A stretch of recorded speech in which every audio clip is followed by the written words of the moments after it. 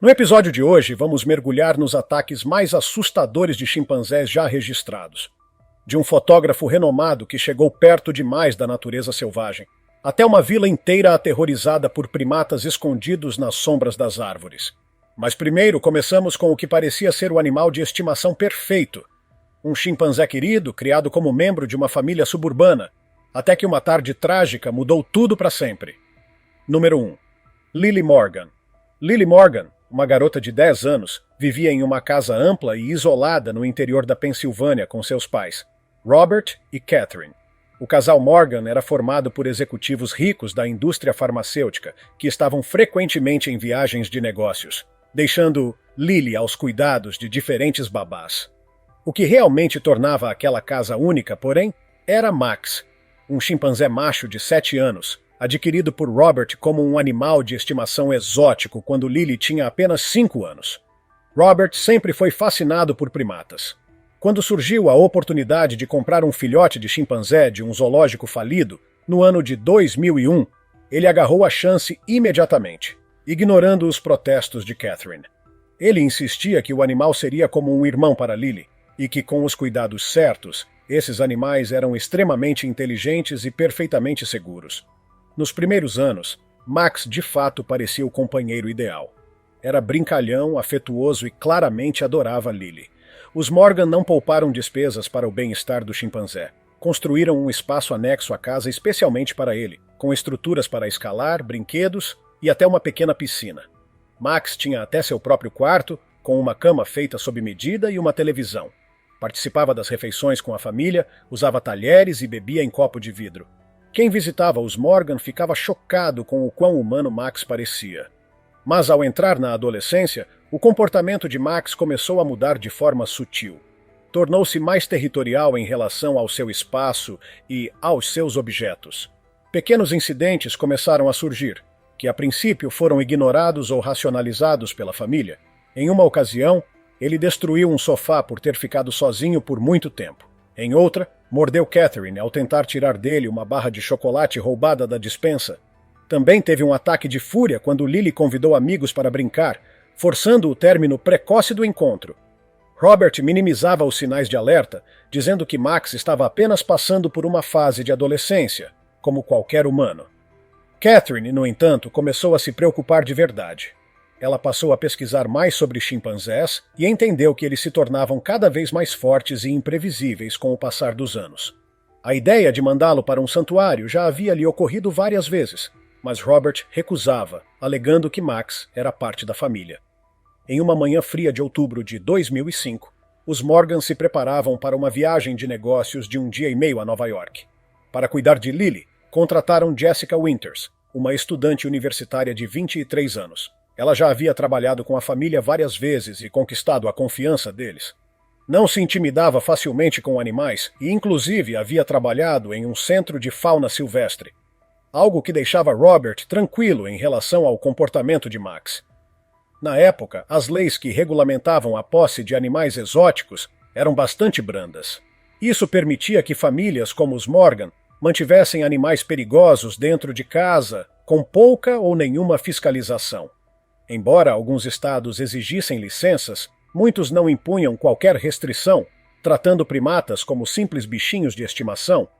Seriam tragédias como a que estava prestes a acontecer que levariam posteriormente à criação de leis mais rigorosas sobre a posse de chimpanzés e outros animais silvestres. Antes de sair, Catherine entregou a Jessica uma lista detalhada com os compromissos e horários de Lily, fixada na geladeira. Max geralmente ficava em seu recinto quando os pais estavam fora, mas havia uma observação. Caso estivesse calmo, poderia ser solto dentro de casa por cerca de 1 hora à tarde. Jessica afirmou que tudo ficaria bem, dizendo que ela e Max se davam super bem. Assim que o carro dos Morgan virou a esquina e desapareceu, Jessica se virou para Lily com um sorriso, sugerindo uma maratona de filmes ou uma sessão de cookies. Mas o olhar da menina se dirigiu automaticamente para o espaço envidraçado onde Max estava, observando-as com atenção. Os olhos escuros do chimpanzé seguiam cada movimento que faziam, como se estivesse esperando por algo. Lily escolheu fazer cookies e comentou que Max adorava. A manhã foi tranquila, recheada de cookies de chocolate, jogos de tabuleiro, e o primeiro filme de Harry Potter. Mas no início da tarde, os grunhidos de Max começaram a mudar. Ficaram mais altos, mais insistentes. Jessica ficou desconfortável. Lily disse que aquilo era normal. Max sempre ficava inquieto por volta desse horário e que seu pai costumava deixá-lo entrar. Jessica hesitou. Lembrou das instruções. Max só poderia entrar se estivesse calmo. Perguntou se esse comportamento era típico. E Lily respondeu com convicção que sim, que era só um jeito dele chamar atenção. Jessica logo perceberia o quanto estava errada. Mesmo contrariada, seguiu Lily até a porta dos fundos. À medida que se aproximavam, Max ficou em silêncio absoluto. Estava parado bem junto à entrada. Lily garantiu que estava tudo bem. Após uma breve pausa, Jessica destrancou a porta. Max entrou calmamente, abraçou Lily e se acomodou no sofá com um livro de figuras. Tudo parecia em ordem. Jessica sentiu-se segura o suficiente para pedir licença e subir ao banheiro. Perguntou se Lily ficaria bem sozinha por um instante. A menina respondeu que sim, ainda sentada ao lado do chimpanzé. Jessica mal havia fechado a porta do banheiro no andar de cima quando um grito agudo rasgou o ar. Congelada de medo, ela desceu as escadas aos saltos. A cena que viu na sala a marcaria para sempre. Max havia mudado completamente. Os pelos eriçados, os lábios retraídos num rosnado aterrorizante. Ele mantinha Lily imobilizada no chão, com as mãos poderosas apertando os braços dela. Sangue escorria do rosto da menina, onde uma mordida havia rasgado sua bochecha. Jessica gritou e lançou um abajur contra Max. O objeto acertou suas costas, fazendo com que ele soltasse Lily por um momento. Max então virou-se para Jessica e soltou um grito gutural tão forte que parecia estremecer as paredes. Nesse instante, Lily conseguiu se afastar, com o rosto ensanguentado. Jessica gritou para que ela corresse e se trancasse no quarto dos pais. Posicionou-se entre a menina e o chimpanzé em fúria. Lily correu para a escada, mas Max foi mais rápido. Num movimento brutal, puxou-a pelos cabelos, arrastando-a para trás com tanta força que Jessica ouviu um som seco. O crânio da menina batendo no chão de madeira. Jessica correu desesperada. Pegou um atiçador de ferro da lareira e desferiu um golpe contra o ombro de Max. O chimpanzé urrou de dor, mas não recuou. Avançou contra ela, derrubando-a com tanta força que o ar lhe escapou dos pulmões. Enquanto tentava recuperar o fôlego, Jessica enfiou a mão no bolso e pegou o telefone celular.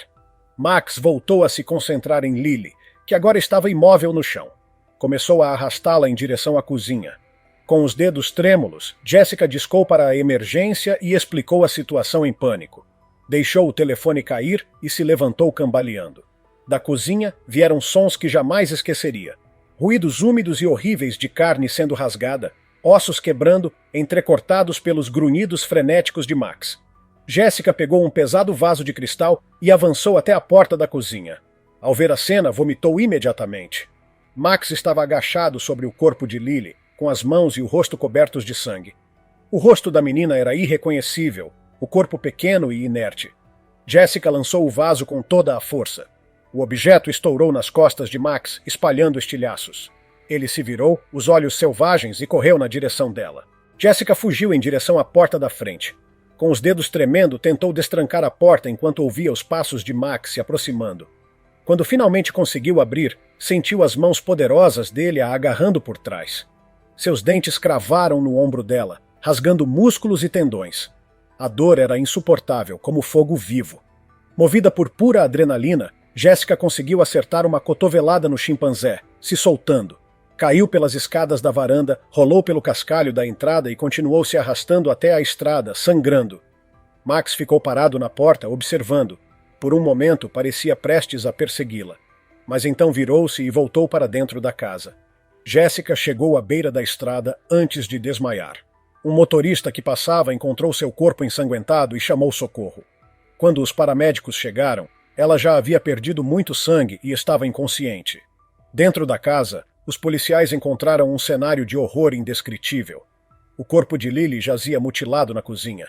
Max havia voltado ao seu espaço, mas, ao ser abordado, avançou contra os agentes, que foram forçados a abatê-lo. Quando os Morgan retornaram, encontraram uma verdadeira cena de pesadelo. Lily estava morta. A casa havia se transformado em local de crime. Investigações revelaram que Max já apresentava sinais crescentes de agressividade nas semanas anteriores, A empregada mencionou que ele era possessivo em relação a Lily, às vezes até impedindo outras pessoas de se aproximarem dela. Um veterinário havia recomendado medicação, mas Robert ignorou o alerta. A tragédia destruiu os Morgan. Em menos de um ano, o casal se separou. Robert se mudou, incapaz de conviver com as lembranças. Catherine mergulhou em trabalhos voluntários, tentando dar sentido a uma vida sem Lily. O caso de Max foi um alerta terrível. Chimpanzés jamais são realmente domesticáveis. Mas ele não foi o único. Em outra parte do mundo, alguém estava prestes a aprender essa lição da maneira mais cruel possível. Número 2. James Harrington. Nas densas florestas da África, um fotógrafo de vida selvagem experiente se aproximava perigosamente de algo que não compreendia por completo, e sua última foto se tornaria um registro sombrio do que acontece quando o respeito pela natureza é substituído pelo excesso de confiança. James Harrington, natural de Montana, nos Estados Unidos, era um fotógrafo premiado, com mais de 25 anos de carreira, documentando animais selvagens em seu habitat natural, por 6 continentes diferentes. Suas fotos haviam estampado as capas de revistas renomadas como National Wildlife, Camas, The Nature of the West, entre outras publicações. Aos 48 anos, James era conhecido por sua abordagem destemida e pela profunda admiração que nutria pelos grandes primatas, gorilas, orangotangos e, especialmente, chimpanzés.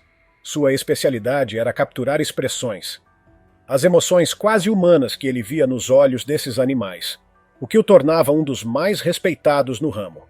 Em abril de 2019, James embarcou naquela que acreditava ser a maior realização de sua carreira, uma expedição de 3 meses à remota floresta de Nong, em Ruanda, com o objetivo de fotografar uma comunidade rara de chimpanzés selvagens, pouco registrada em imagens até então.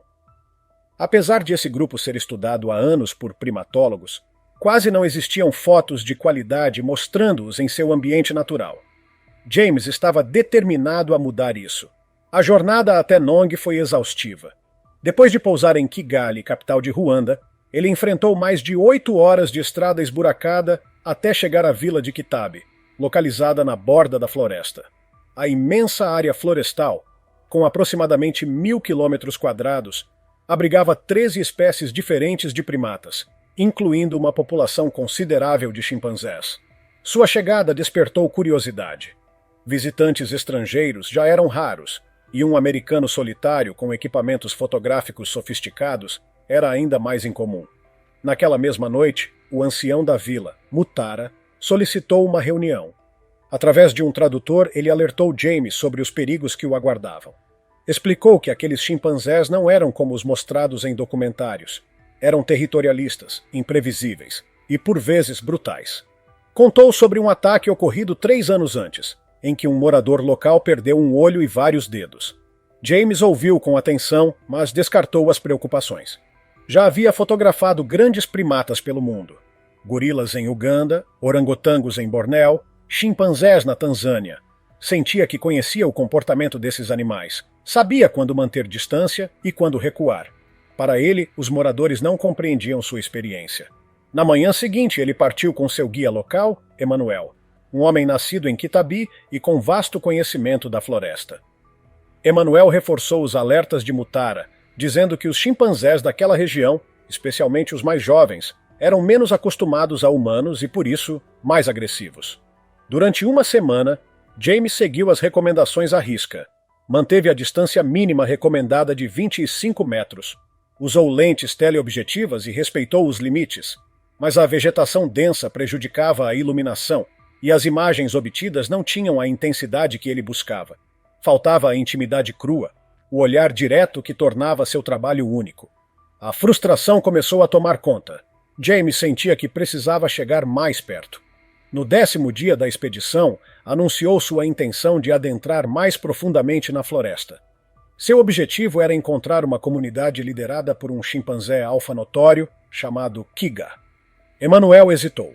Disse que aquele grupo era instável, raramente observado de perto. Mas James já havia decidido. Insistiu, e Emanuel, embora relutante, concordou em acompanhá-lo. Eles partiram antes do amanhecer. Caminharam por mais de 3 horas através da mata fechada, onde o calor e a umidade eram sufocantes. James estava encharcado de suor, mas sua empolgação crescia. Em certo ponto, começaram a ouvir os sons dos chimpanzés, gritos distantes que ecoavam pela floresta. Por volta do fim da manhã, encontraram o grupo. Aproximadamente 20 chimpanzés espalhavam-se por uma clareira e pelas árvores próximas. Alguns se alimentavam de frutas, outros se limpavam mutuamente, enquanto filhotes brincavam entre os galhos baixos. Sentado à margem da clareira estava Kiga, um macho imponente, com as costas salpicadas de pelos grisalhos e o rosto marcado por cicatrizes que contavam histórias de muitas lutas. Emanuel sussurrou que deveriam permanecer na borda da floresta, observando a distância. James concordou com um aceno, mas seus olhos estavam grudados no visor da câmera. A luz filtrava pelas copas, iluminando os chimpanzés de maneira perfeita. Era o cenário ideal, mas ainda não era o suficiente. Ele precisava estar mais próximo. Enquanto Emanuel se distraía observando uma fêmea com um filhote no peito, James começou a avançar lentamente. Centímetro por centímetro, movia-se com cuidado, sem movimentos bruscos. Seu coração batia forte, misto de medo e excitação. Aquela era sua chance de capturar a imagem perfeita, o tipo de foto que define uma carreira inteira.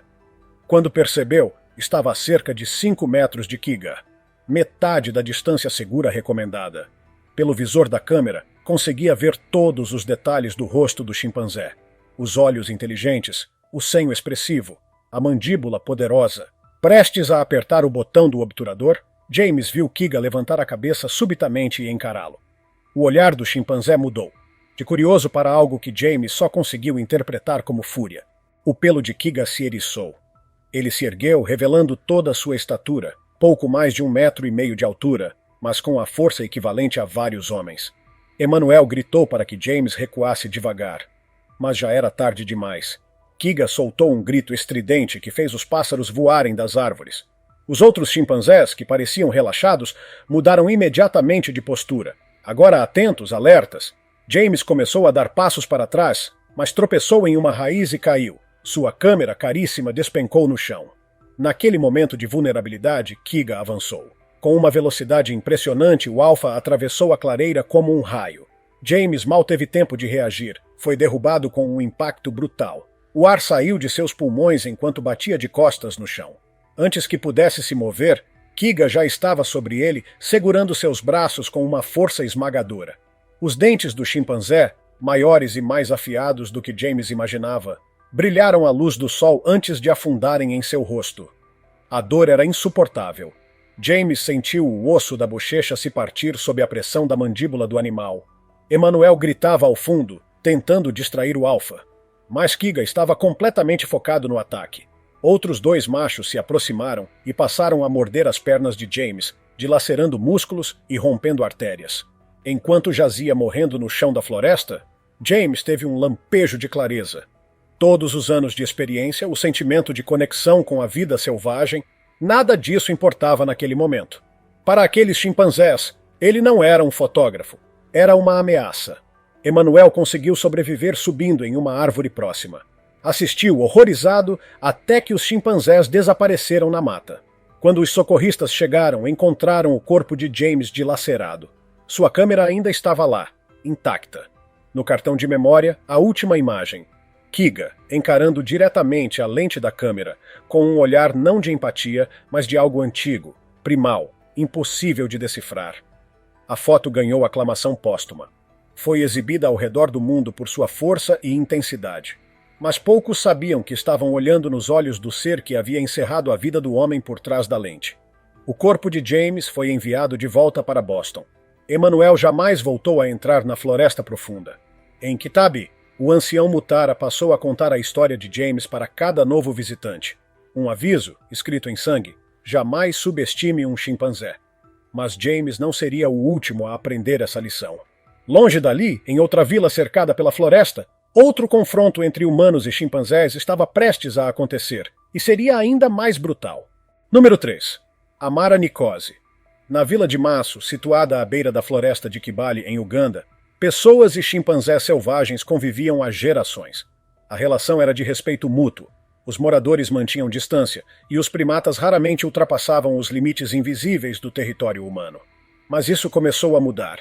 lentamente e de forma quase imperceptível, até se tornar uma tragédia anunciada. Amara Nicose, uma parteira de 32 anos e mãe de 5 filhos, havia vivido toda a sua vida naquela vila. Seu marido, Taban, trabalhava como guia para pesquisadores e estudiosos da floresta. Foi ele o primeiro a perceber as mudanças, ainda no início da estação chuvosa de 2017. Pequenos sinais começaram a surgir. Alimentos sumiam misteriosamente, recipientes de água eram encontrados derrubados, e ruídos estranhos ecoavam das árvores logo após o pôr do sol. Taban suspeitava dos chimpanzés. O macho alfa do grupo local, Kondo, havia sido morto em uma luta brutal. Seu sucessor, um chimpanzé chamado Mozi, era mais ousado, destemido e agressivo. Com Mozi no comando, os primatas passaram a se aproximar mais da vila. Não mais com a postura de quem observa e recua, mas com olhos que analisavam, testavam limites. O conselho da vila, no início, ignorou as preocupações de Taban. Os chimpanzés sempre estiveram ali. Fortes, sim, mas não perigosos. Como precaução, apenas reforçaram a segurança dos estoques de alimentos e recomendaram cautela. Mas nada além disso, então a situação piorou. Certa noite, uma plantação de mandioca foi destruída. Roupas desapareceram do varal. Vários moradores relataram ter visto chimpanzés à beira da floresta, em pé, encarando diretamente os humanos, batendo galhos no chão e soltando gritos estridentes. Em um desses dias, o filho mais velho de Amara Jabari chegou em casa correndo e chorando. Estava pegando lenha quando 3 chimpanzés começaram a segui-lo. Aproximaram-se em silêncio e depois avançaram, parando subitamente, como se testassem sua reação. Eles só recuaram quando Jabari entrou nos limites da vila. Naquela mesma noite, Taban e alguns homens decidiram montar guarda. Por volta da meia-noite ouviram os sons, gritos altos, tambores corporais e passos agitados. Com lanternas, avistaram ao menos uma dúzia de chimpanzés patrulhando a borda da vila, entrando e saindo das clareiras. Gritaram, bateram panelas e os primatas recuaram, mas não por muito tempo. Na manhã seguinte, o conselho finalmente agiu. Chamaram as autoridades de fauna e colocaram regras provisórias. Ninguém entraria na floresta sozinho, as crianças deveriam permanecer no centro da vila e todo o alimento seria trancado em depósitos seguros. Mas as mensagens levariam dias para chegar às agências responsáveis. E a vila de Maço não podia parar. Eles dependiam da floresta para viver. Da lenha, dos alimentos, das ervas medicinais e, sobretudo, da água. 3 dias depois da reunião, a água nas reservas comunitárias estava quase esgotada. Sem chuvas para reabastecer os recipientes e com seus filhos mais novos apresentando sinais de desidratação, Amara decidiu agir. Junto com mais 6 mulheres, entre elas sua cunhada, Nia, ela se dirigiu à fonte de água natural dentro da floresta. Levaram facões e bastões, mais por conforto psicológico do que por real capacidade de defesa. Saíram ao meio-dia, planejando voltar antes do pôr do sol. O caminho parecia mais silencioso do que o normal. Nenhum som de pássaros, nenhuma movimentação nas folhagens. O papo entre as mulheres, geralmente animado, deu lugar a um silêncio tenso. Quando chegaram à nascente, apressaram-se para encher os recipientes. A água saía devagar, o que prolongava a estadia. Amara começou a se sentir inquieta. Olhou em volta com a sensação de que estavam sendo observadas. De repente, Nia parou, com os olhos arregalados, e apontou para os galhos. Sentado em um galho baixo, olhando diretamente para o grupo, estava Mozi. Seu ombro, marcado por cicatrizes, refletia a luz do sol que escapava pela copa das árvores. Com um gesto, Amara indicou que todas deviam pegar os recipientes e se afastar devagar em direção à trilha. Estavam quase alcançando a segurança quando o inferno se instaurou. A floresta explodiu em sons. Gritos agudos, galhos sendo quebrados, passos pesados. De todos os lados surgiram chimpanzés. Pelo menos 15, quase todos machos, avançando com determinação em direção ao grupo de mulheres. O pânico tomou conta. Elas largaram os baldes e correram. A tentativa de fuga organizada foi imediatamente destruída pelo medo. Amara gritava para que ficassem juntas, mas a maioria se dispersou. Algumas correram em direção à vila, outras se embrenharam mata adentro, desorientadas. Amara conseguiu correr ao lado de Nia e mais 2 mulheres. Mas podiam ouvir os chimpanzés ganhando terreno a cada segundo. O chão da floresta era traiçoeiro, cheio de raízes, buracos e galhos caídos. Nia tropeçou primeiro. Seu pé enroscou e ela caiu. O grito ecoou entre as árvores. Amara parou e voltou correndo para ajudá-la. As outras duas hesitaram, mas seguiram em frente. 3 chimpanzés chegaram até Nia antes que Amara pudesse alcançá-la. Mose foi o primeiro a agarrar seu braço, puxando-a com força surpreendente. Os outros 2 cercaram a cena, gritando com os pelos eriçados, tentando parecer ainda maiores. Amara brandiu o facão e acertou Mose no braço, cortando a pele do alfa, que soltou um grito misto de dor e raiva. Ele largou Nia e Amara a ajudou a se levantar. Por um instante acreditou que escapariam. Correram juntas por cerca de 10 metros, até que Amara foi derrubada por trás. Mose, ferido, a havia seguido. Jogou-se contra ela com força, derrubando-a de rosto no chão. O impacto tirou-lhe o ar dos pulmões. Então começou o ataque. Com as mãos fortes, Mose virou Amara de costas e mordeu seu rosto com violência. A dor foi indescritível. Ela sentiu o osso da bochecha se quebrar sob a mandíbula poderosa do chimpanzé. Mais primatas chegaram. Eles atacavam os membros dela, mãos, pernas, pés, com uma crueldade metódica. Um deles puxou o braço direito com tanta força que o ombro saiu do lugar. Outro arrancou um pedaço de carne da panturrilha. Em meio à dor e ao terror, Amara mal conseguia processar o que acontecia. Ouvia os gritos de Nia, o som de galhos quebrando, a movimentação dos chimpanzés. Até que, finalmente, veio a escuridão. Nia conseguiu escapar. Correu em direção à vila, gritando. Seus gritos alertaram Taban e outros homens que correram com lanças e facões para o socorro. Gritaram, bateram em troncos, tentaram fazer barulho suficiente para afugentar os chimpanzés. Quando chegaram até Amara, o ataque já durava quase 15 minutos. Os primatas recuaram, soltando gritos de desafio enquanto desapareciam na mata. O que deixaram para trás nunca seria esquecido. Amara estava imóvel, estendida sobre o chão encharcado de sangue.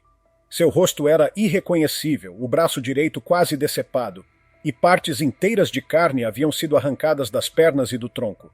Taban caiu de joelhos ao lado da esposa. Não havia mais o que fazer. As outras mulheres do grupo conseguiram escapar com vida. 3 delas, no entanto, ficaram feridas, com cortes, arranhões ou lesões causadas por quedas. A vila de Maço mergulhou em luto. Prepararam o corpo de Amara conforme a tradição, mas a cerimônia, que costumava durar 3 dias, teve que ser encurtada e realizada no centro da vila. Ninguém ousava se aproximar da floresta. As autoridades chegaram 4 dias depois. Junto com especialistas em comportamento de chimpanzés, iniciaram uma investigação. O que descobriram era alarmante. A comunidade liderada por Mose havia passado por uma mudança cultural. A morte do antigo alfa e o crescimento do desmatamento na região forçaram os primatas a se aproximarem mais dos humanos. Sob o comando de Mose, perderam o medo e aprenderam algo muito mais perigoso, que humanos podiam ser caçados. O ataque a Amara não foi um surto de agressividade, mas uma ação coordenada, similar à forma como chimpanzés caçam macacos ou pequenos antílopes.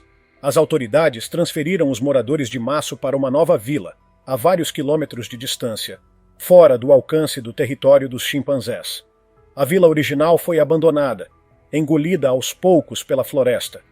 Taban, agora viúvo e com 5 filhos, conseguiu emprego em um centro de conservação. Usava seu conhecimento para ajudar pesquisadores a entender e prevenir novos conflitos. Os chimpanzés continuaram vivendo na floresta de Kibale, mas a população começou a cair com o avanço do desmatamento. Mose liderou seu grupo por mais 7 anos, até ser morto em uma disputa territorial com outro grupo. Porém, os comportamentos que ele ensinou permaneceram. A comunidade de chimpanzés de Kibale passou a ser estudada como um dos poucos casos documentados de primatas selvagens que desenvolveram estratégias para caçar humanos. Para os ex-moradores da vila, a floresta, que um dia fora lar e sustento, virou um pesadelo vivo. Eles contavam suas histórias aos filhos e netos, ensinando a respeitar os chimpanzés, a manter distância e lembrar que, por trás das expressões quase humanas, havia criaturas selvagens, capazes de violência calculada. Acima de tudo, ensinaram uma lição dolorosa. O equilíbrio entre humanos e vida selvagem é frágil e pode se romper num piscar de olhos, transformando séculos de convivência em puro terror. Essas histórias são um lembrete poderoso de que, por mais fascinantes que sejam, chimpanzés continuam sendo animais selvagens, imprevisíveis, fortes e perigosos.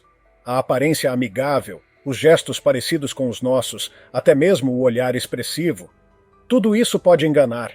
Mas, por trás dessas semelhanças, há instintos que nós não podemos controlar. Ao longo do tempo, a linha entre convivência e conflito com o mundo natural tem se tornado cada vez mais tênue. Quando invadimos o território desses animais, seja com câmeras, com comida ou com cercas, é só uma questão de tempo até que algo aconteça. E quando acontece, as consequências podem ser trágicas. Se tiver gostado do vídeo, deixe seu like e inscreva-se em nosso canal para acompanhar todas as novidades. Te encontro em um desses vídeos que estão aparecendo agora na sua tela. Cuidem-se, pessoal!